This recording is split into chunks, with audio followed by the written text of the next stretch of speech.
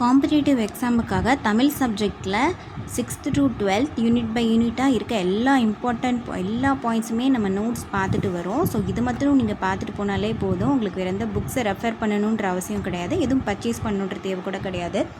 So இப்போ நம்ம பார்க்க போகிறது 6th term 3 யூனிட் 1ல் பாரதம் அன்றைய நாற்றாங்கால் அப்படின்னு சொல்லிட்டு இது எழுதுனது யாருன்னா தாரா பாரதி.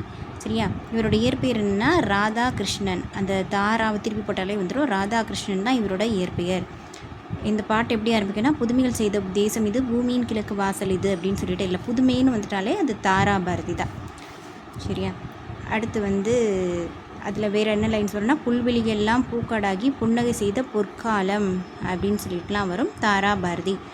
திருக்குறள் இதில் கம்பேரிசன் வரும். இந்த பாட்டில் என்னென்னா, திருக்குறளை ஆடையாகவும் மெய்யுணர்வு மேலாடை. காளிதாசன் பாடல் காவிரி கரை எதிரொலிக்கும். காளிதாசனோட பாடல் காவிரி கரை வரை எதிரொலிக்கும். காண ஆரம்பிக்கும். அடுத்து கம்பர் அமுத கவிதை கங்கை அலை உருவாக்கும் அப்படின்னு சொல்லிட்டு இது கன்னு வரும், ஞாபகம் வச்சுக்கணும். அடுத்து தாரா பாரதி புதிய விடியல்கள். வேறு எழுத என்னென்ன பாடல்கள்னால் புதிய விடியல்கள். புதுமைனாலே தாராபாரதி தான். இது எங்கள் கிழக்கு. தாராபாரதினா ஒரு ஸ்பீக்கர் இருப்பாங்க. ஸோ அவங்க எப்போவுமே கிழக்கு பக்கம் மைக் வச்சு பேசணுன்னு தான் நினைப்பாங்க. ஸோ இது எங்கள் கிழக்குனா தாராபாரதி. விரல் நுனி ஆட்டி ஆட்டி பேசுவாங்க, விரல் நுனி வெளிச்சங்கள். அடுத்து கவிஞாயிறு அப்படின்னா தாராபாரதி. மொழி ஞாயிறுனா தேவநேய புலவர்கள், தேவர்களுக்கு சண்டே ஹாலிடே. மொழி ஞாயிறு. கவி ஞாயிறு யார் அப்படின்னா சண்டே தான் அந்த ஸ்பீச் கொடுப்பாங்க அவங்க. ஸோ தாராபாரதி. அடுத்து தமிழ்நாட்டில் காந்தி என்னென்ன பண்ணாங்க. ஃபஸ்ட் 1919 காந்தி சென்னைக்கு வந்தார். பிப்ரவரி மந்த்து ரவுலட் சட்டத்துக்கு எதிராக ஒரு மாநாடு நடத்துறதுக்காக வந்தார். அந்த கூட்டம் ராஜாஜி வீட்டில் அதுக்கு முன்னாடி ஒரு கூட்டம் போடுவாங்கள்ல, ராஜாஜி வீட்டில் நடந்தது. அப்போ நம்ம பாரதி நான் ஒரு கூட்டம் நடத்துகிறேன், நீங்கள் அட்டன் பண்ணோன்றப்போ காந்தி இல்லை எனக்கு முடியாதுன்னு, சரி ஓகே கிளம்புறேன் அப்படின்னு உடனே கிளம்பிடுவார். பாரதி அப்போ இவர் யாருன்னு கேட்குறப்போ பாரதி இவர் தமிழ்நாட்டு கவிஞர் அப்படின்னு ராஜாஜி சொல்வார். அதுக்கு இவரை பத்திரமா பாதுகாக்க வேண்டும் அப்படின்னு காந்தி சொல்லியிருப்பார்.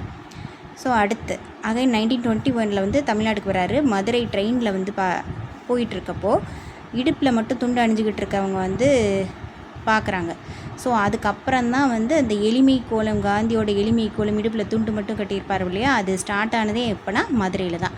அடுத்து கானாடு காத்தான் அப்படின்ற ஊரில் ஒரு ஃப்ரெண்டு வீட்டில் ஸ்டே பண்ணுறப்போ அங்கே டெக்கரேட்டிவ் ஐட்டம்ஸ் நிறையா பார்த்திங்கன்னா ஃபாரின் ஐட்டமாக இருக்கும், அதர் கண்ட்ரீஸ்லேருந்து எடுத்ததாக இருக்கும். ஸோ அதை என்ன சொல்லியிருப்பாருன்னா, இதுக்கான காசை என்கிட்ட கொடுத்தீங்கன்னா உங்களுக்கு யூஸ்ஃபுல்லாக திங்ஸ் வாங்கி தருவேன்னு சொல்லியிருப்பார். அதிலேருந்து அடுத்த டைம் அந்த ஆடம்பர பொருட்கள் எல்லாமே இல்லாமல் அவர் எடுத்து வச்சுருப்பார். அடுத்து மீனாட்சி டெம்பிள் குற்றாலம் போனப்பெல்லாம் என்ன ஆகும்னா, அங்கே கேஸ்ட் ரெஸ்ட்ரிக்ஷன் இருக்கும், உள்ளே நுழையக்கூடாது அப்படின்னு சொன்னனால இவரும் போயிருக்க மாட்டார். அடுத்து சவுத் ஆஃப்ரிக்கா அவர் சவுத் ஆஃப்ரிக்காவில் இருந்திருப்பார் இல்லையா, அப்போது இருந்தே தமிழை கற்க ஆரம்பிச்சிட்டேன்னு சொல்லியிருப்பார். அடுத்து ஜியு போப்போட தமிழ் திருக்குறளை டிரான்ஸ்லேட் பண்ணியிருப்பார்ல, அதுதான் அவருக்கு ரொம்ப பிடிக்கும். அதோட திருக்குறள் அவருக்கு பிடித்தமான நூல் அப்படின்னு சொல்லியிருப்பார். அடுத்து 1937 சென்னையில் இலக்கிய மாநாடு காந்தி தான் தலைமையேற்றார். அப்போ ஊவேசா அதை ஆர்கனைஸ் பண்ணி நடத்தியிருப்பார். ஸோ அவர் என்ன சொல்லியிருப்பார்னா, இந்த பெரியவர் நிழலில் தமிழ் கற்க வேண்டும் என்ற ஆசை அப்படின்னு காந்தி சொல்லியிருப்பார். எந்த பெரியவர்னா ஊவேசா, தமிழ் தாத்தான்னு சொல்லுவாங்கள்ல அவர். அடுத்து வேலு நாச்சியார் எங்கன்னா ராம்நாடில் பிறந்திருப்பாங்க. அவங்க அப்பா பேர் செல்லமுத்து. அவரோட ஒரே மகள் தான் இவங்க. இங்கிலீஷ், ஃப்ரெஞ்சு, உருது ரொம்ப முக்கியம், அதுவும் கற்றுட்ருப்பாங்க. மேரேஜ் சிவகங்கையில் இருக்க முத்து வடுகநாதர்ன்றவர் கல்யாணம் பண்ணியிருப்பாங்க. காளையர் கோயிலில் வச்சு ஆங்கிலேயர்கள் அவரை ஏமாற்றி கொலை பண்ணியிருப்பாங்க. ஸோ அதுக்கப்புறம் என்ன ஆகும்னா, திண்டுக்கல்லில் இதை பற்றி ஒரு படையை திரட்டி அங்கே ஆங்கிலேயர்களை எதிர்க்கணும்னு ட்ரெயின் பண்ணிகிட்டே இருப்பாங்க. அவரோட அமைச்சர் யாருன்னா தாண்டவராயர். தளபதி பெரிய மருது சின்ன மருது. 8 வருஷம் ஆயிருக்கும் அவங்க சிவகங்கையை இழந்து. ஸோ ஹைதர் அலி மைசூரில் அவரோட ஹெல்ப் கேட்டிருப்பாங்க. அவர்கிட்ட போய் உருது லாங்குவேஜில் பேசியிருப்பாங்க. அதனால் அவர் இம்ப்ரெஸ் ஆகி 5000 குதிரைப்படைகளை இவங்களுக்கு அனுப்புவாங்க. ஃபஸ்ட்டு காளையார் கோயிலில் போய் தான் நம்ம ஜெயிக்கணும், ஏன்னா அதை கணவர் கொன்ற இடம்ட்டு கிளம்புவாங்க. ஆண் படைக்கு மருது சகோதரர்கள் தலைமை ஏற்பாங்க, பெண் படைக்கு குயிலி. சரி, விஜயதசமி அன்னைக்கு அங்கே தான் ஃபங்க்ஷன் நடக்கும். எல்லோரும் வெளியே போவாங்க, அரண்மனை ஈஸியாக கைப்பற்றலாம் அப்படின்னு நினைப்பாங்க. அடுத்து உடையாள்ன்ற ஒருத்தவங்களை இவங்க எங்கே இருக்காங்க, அதாவது வேலுநாச்சியார் எங்கே இருக்காங்கன்னு கேட்டு இவங்க பதில் சொல்லாததுனால அவங்கள வந்து கொலை பண்ணியிருப்பாங்க. ஸோ அதுக்காக நடுக்கல் ஒரு இடத்துல இறந்துருக்கும். அதுக்கு இறங்கி மரியாதை செலுத்தி தன்னோட தாலியையும் அதுக்கு போட்டுட்டு கிளம்புவாங்க. அடுத்து குயிலி வந்து தன்னைத்தானே எரிச்சுக்குவாங்க. ஏன்னா ஆயுத கிடங்கில் போய் தன்னைத்தானே எரிச்சுக்கிட்டு ஆயுதங்களை அழிச்சிருப்பாங்க. அப்படி தான் அதை வந்து கைப்பற்றியிருப்பாங்க குயிலி அண்ட் ஹைதர் அலியோட உதவினால்.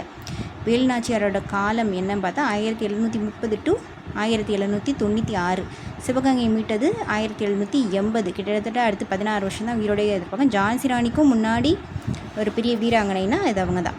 அடுத்து 4 வகை சொற்கள் 4 வகைப்படும். பொருள், வினை, இடை, உரி அப்படின்னு சொல்லிட்டு 4 வகைப்படும். இது இலக்கண முறைப்படி இந்த 4 வகை உரி சொற்கள்னால் தெரியல. மாநகரம், சால சிறந்தது, இதெல்லாம் உரி சொற்கள். அடுத்து வஉசி வந்து உள்நாட்டு கப்பல் நிறுவனத்தை நிறுவனார். வஉசிக்கு தெரிஞ்ச லாங்குவேஜஸ் வந்து தமிழ், இங்கிலீஷ். 1906 சுதேசி நாவாய் சங்கம் கப்பல் நிறுவனத்தை ரிஜிஸ்டர் பண்ணியிருப்பார்.